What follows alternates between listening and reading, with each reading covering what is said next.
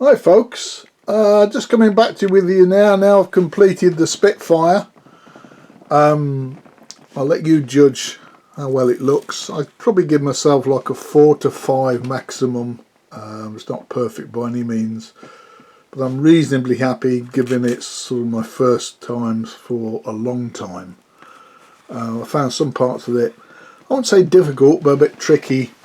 Certainly Airfix have done a great job on the kit. You know, they couldn't make it any easier, frankly.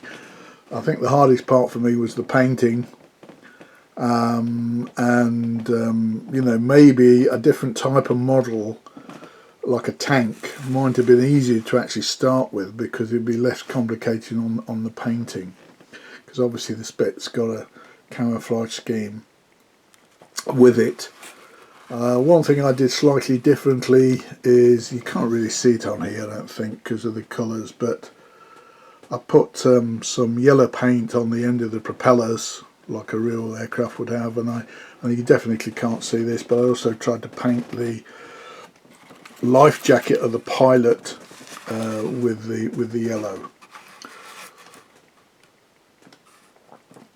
So what did I learn from all this? Quite a lot actually. First of all, I would say that watching the videos on YouTube was a big help, and there's 3 in particular I watched. One by Airfix themselves, I thought was very good, and then there's a couple by what I would call professional model makers, again all giving good advice and good tips. So I'll put a link in the description to them if you wanted to watch them. And obviously they've got lots of different videos on their channels about model making. So what do I think are the essentials in terms of building something like this? Well, I think you do need a few basic tools, and the basics ones I would say are a craft knife, but you know that was £4, a pair of tweezers, which they've been in the house years. I don't know what next to nothing in cost. And then these are quite big. You get much smaller modelers ones. These are more DIY ones, but they did a good job. Side cut snippers or pliers, side cut pliers. I think they were £5 from Screwfix, one of the DIY stores in the UK. But the other thing I did find was the light is a big key as well, particularly on this sort of painting process. I'm not sure you can have too much light, so I've got a desk lamp here, but I need probably even more spotlight. But what my wife got me, I'll just stand up, is this magnifying glass. You know, £3 from a value store called Poundland here, and that's actually got built-in light as well into it. And I just made this rig just to hold it so you could place the model on there without having to hold anything, and then perhaps on painting look through the magnifying glass with the light. So I think having good light's pretty important, particularly of course the whole idea of this for me is to have a hobby moving into the winter time, where obviously you've got short daylight hours. So good light's pretty essential, I think. On the adhesive, I didn't use the one that's supplied in the kit because I thought I'm just going to end up using far too much. So I did buy this Humbrol poly cement,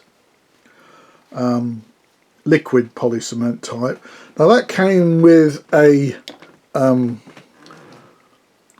sort of needle cap, but I didn't find that, whoops, I'm not sure I'm going that way. I didn't find that work very well, to be honest, in my case. Maybe because I'm not used to it. So I just used a cocktail stick and dipped it in to put the adhesive on. Because, you know, again, from the past and even now, using far too much adhesive or glue is one of the biggest mistakes probably made. So try and cut down on that.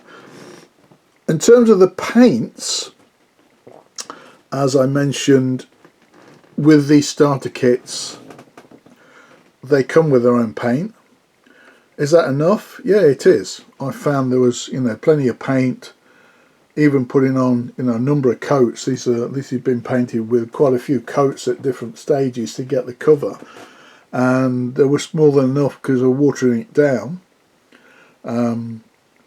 One little thing though I did, you got to be a bit careful with these because they're like a spring top, and I probably didn't put one of them on correctly, and when I came back the top had come open, it had dried out, so I lost that paint.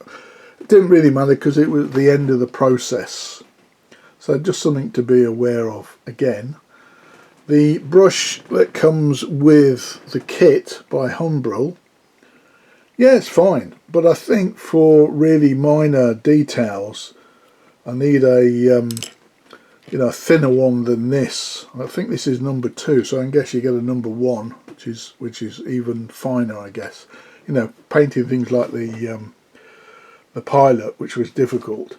And what I did there, I used a bit of cocktail stick and what do you call this now? I forgot what this is called. To hold the parts in place. So I, you know, sat the Pilot on that, for example, another part, and painted that. What else? So overall, you know, yeah, this is obviously a starter kit, so it's designed not to be that difficult. I didn't find it that difficult. I found it tricky because obviously I've forgotten how small the parts are in this scale. Obviously patience is a bit of a key here, not trying to rush things, so I think it does help to give it over a bit of a time when the paint's dried and the, you know, the decals are dried, and you're not trying to rush the build, so to speak, which, you know, in times past I would have done. I mean, that's where experience and age comes into play. So yeah, well done Airfix. I'll certainly be having a go at something else. Well, the other thing I think you do need to get, and again these are just nail files, because once you've cut off the sprue and you've got bits left, you can then just file it down. And again, very low cost things from any sort of like drugstore, Superdrug or Boots or people like that, or value chains again, like Poundland, you know, not much at all. I've got lots of other bits and pieces which I think I've shown you. Didn't use really any of them. The main one being the craft knife and the sprue cutter, and then at the end the tweezers really. So there we are. Yeah, I'll be having another go, and when I do, perhaps show that. But this video is really just to people who are perhaps thinking about getting back into it, and is it worth doing? Yeah, I've enjoyed doing this. It does keep the brain ticking over, doesn't it? So I've enjoyed the process, so it's a question of just finding something else and moving on. I want to move on to eventually the model I think I've previously shown, which is the Dennis fire engine. But I don't think I'm there yet on that. I think I need another couple of these starter kits, maybe another aircraft, maybe the Messerschmitt to go against the Spitfire, and take it from there. So I hope you found that interesting, something different from my channel, through my normal boot videos and history videos. So if you are getting into this, then happy modelling, and in the interim, take care out there.